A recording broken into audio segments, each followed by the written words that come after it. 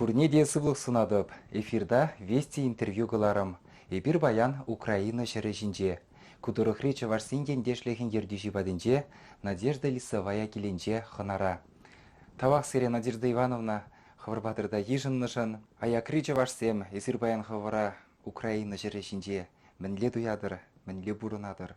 Бурунапар лаях, ну чувашла евр калашма пере. И малала выросла калажап.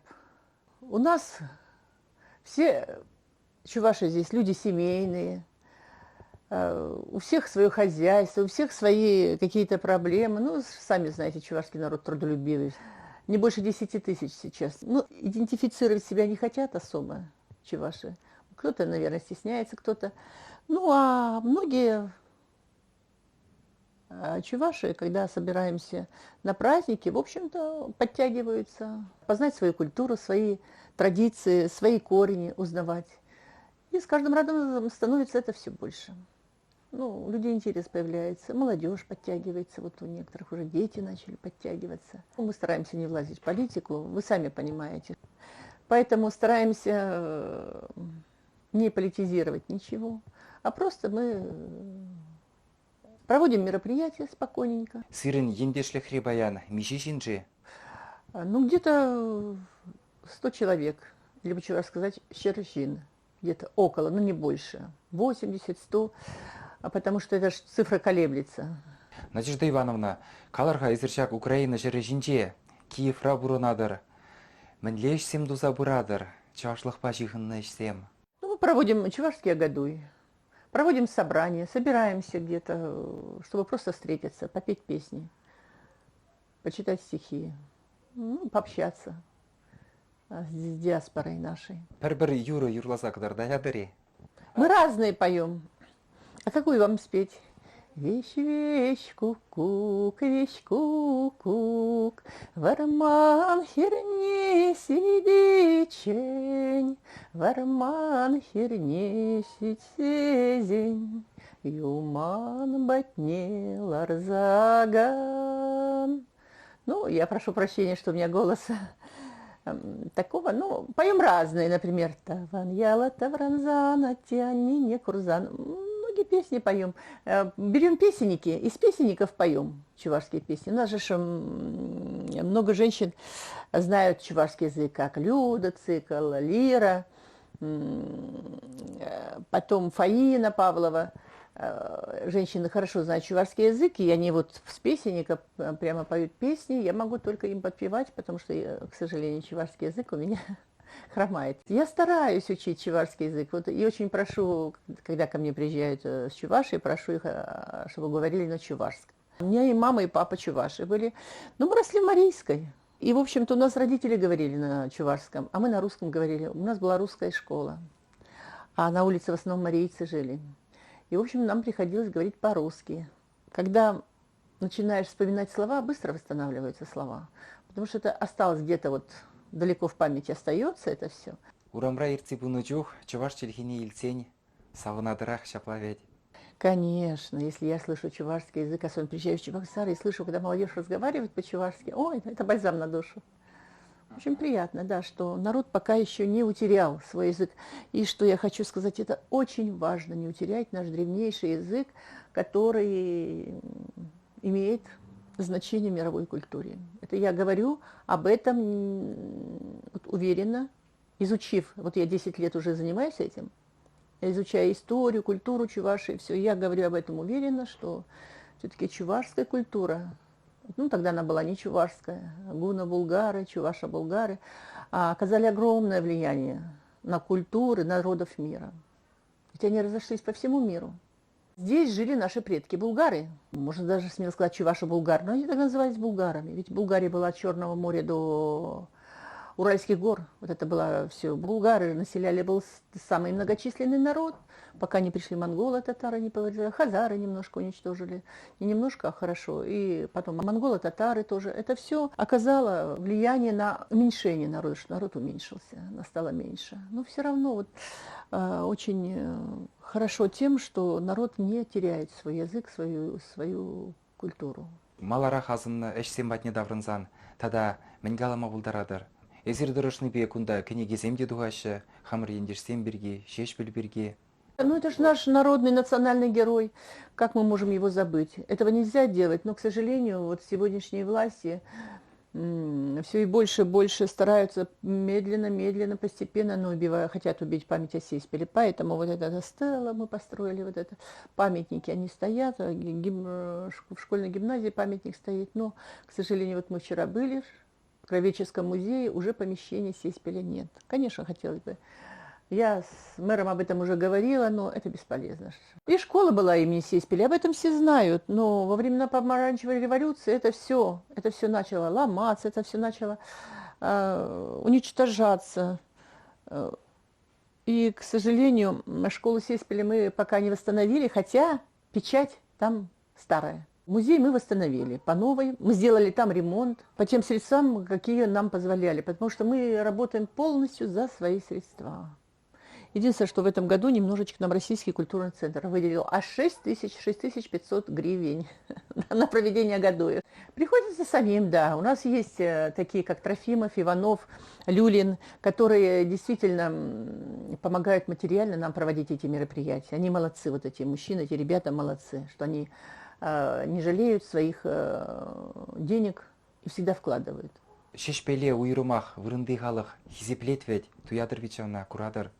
Местный народ, да, здесь предпочитает, но власти почему-то, видите, стали совсем другую политику. Случайно встретила женщин, бабушек, которым уже под 80 лет, они закончили Остерскую школу, интернат, школу-интернат они учились, разъехались. Вот они сказали, что спустя 60 лет, и вот надо было, что нам встретиться. Я увидела своими глазами, как они купили цветы, возложили цветы к памятнику Сеспеля. Они помнят, что там стоял, кто-то говорит, либо, ну вот одна говорит, что я знаю, что дуб стоял, что он был срезан. И вот женщины потом подошли еще, просто прохожие. Женщина с девочкой, одна положила яблочко и конфету. И вот так вот как-то люди, у нас, говорят, украински, не цураются, то есть не стесняются. Сеспель, он был очень порядочным человеком, он был очень порядочный, и он пытался как-то всем сделать добро, он честным очень, до мозга костей. Вот, наверное, не зря говорят пророк земли Чувашский, святым, вот его можно, наверное, к лику святых причислить, потому что он настолько был честным и боролся до конца своих дней жизни за справедливость, за честность, за... Ну, к сожалению, в наше время это невозможно. Люди не понимают, что такое ценности. Духовных ценностей нету. Подимбех ужина. На кого-то кивать головой и сетовать, ведь много от нас тоже зависит. Мы тоже должны что-то сделать, не говорить, не критиковать, а молча брать и делать. Понимаете, мы поставили вот памятник Пенской, ведь благодаря Пенской сохранилось наследие Сеспеля. Если не Пенской, все, о Сеспеле забыли бы, ну нету, ничего не было бы, если бы она тогда сожгла по приходу немцев. И мы установили памятник. Эзир Евдокия Пенская назындыр. Шешпел мишен вильны гыщын жилай вғадыртен, пижетленсе тухнысы визем, птембех, она була витхя күнжудыне гурна жавгене кезем.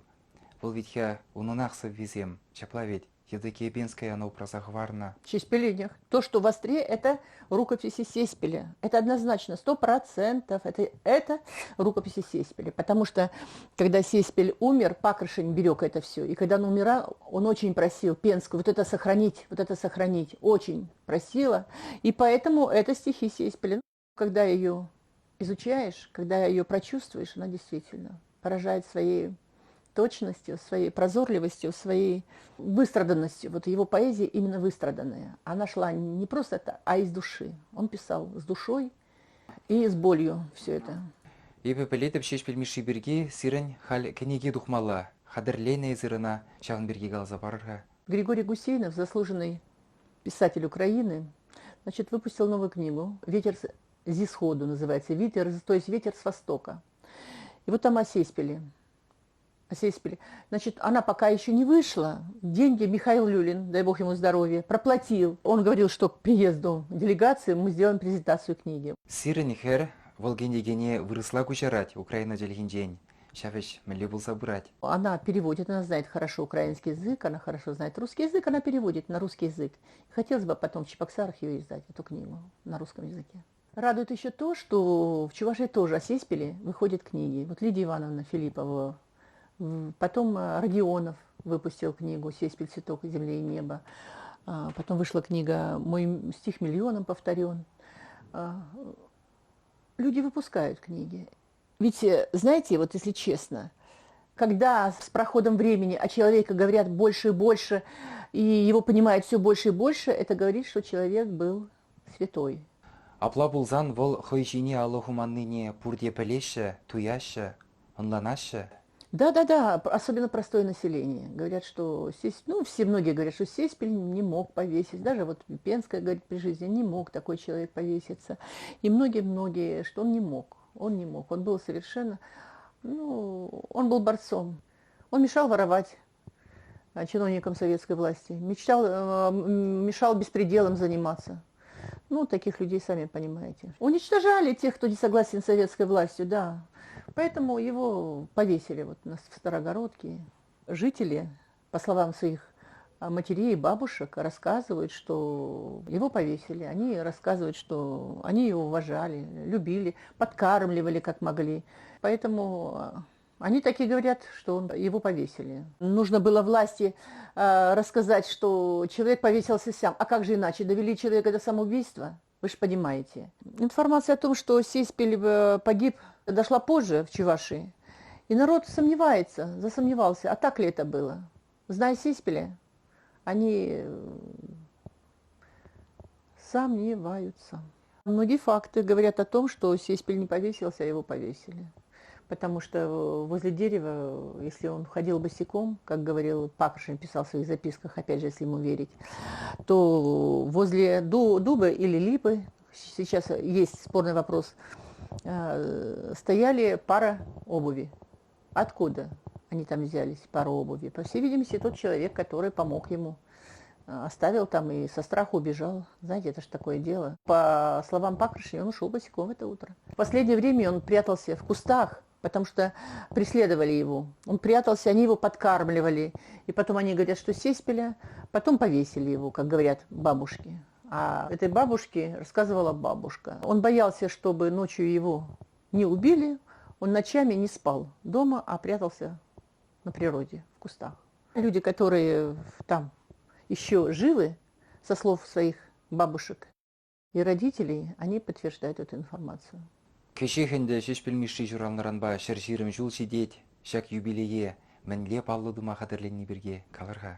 Очень хочет делегация приехать сюда в октябре, так как они будут широко праздноваться в Чувашии, как мне сказали, 120-летие. Они хотели в конце октября приехать сюда, а потом отпраздновать там, приглашали меня. Как-то, я не знаю, посмотрим, как будет. Мы, как всегда, выйдем со своей общественной организацией, обязательно выйдем, обязательно проведем это мероприятие, обязательно. Не было года в последнее время, чтобы мы не проводили мероприятия. Ежегодно мы проводим. Надежда Ивановна, халь Киев шережинчен, аякре Чуваш республикинче бурынаганзене, Чувашсене, мәнзунадыр. Очень хочу пожелать, чтобы любили свой край, свой язык, друг друга, особенно почитали друг друга, уважали, потому что очень важно, поддерживали друг друга и жили в мире со всеми народами. Очень хотелось бы, чтобы делегация в эту круглую дату приехала. А я со своей стороны попробую сделать все возможное, чтобы делегация подъехала. И мы почтили память нашего земляка. Хисепледеле гуравчысем аса елдередіп, эбір баян Киевра, Украиныры Чувашсинген дешлеген ердючибе Надежда Лисовая бадыл болдымыр. Надежда Ивановна тавақ сире пире хабылдуза, ошшын Чуваш елы ергебе, ежынныжын. Передека малапульже и сиреде, тавда буш. Чувашсем, эбир сиринбех, шавна анманар. Шагынба пирін кыларым вішленже, сывы булыр, неселсене никшанда анманыр.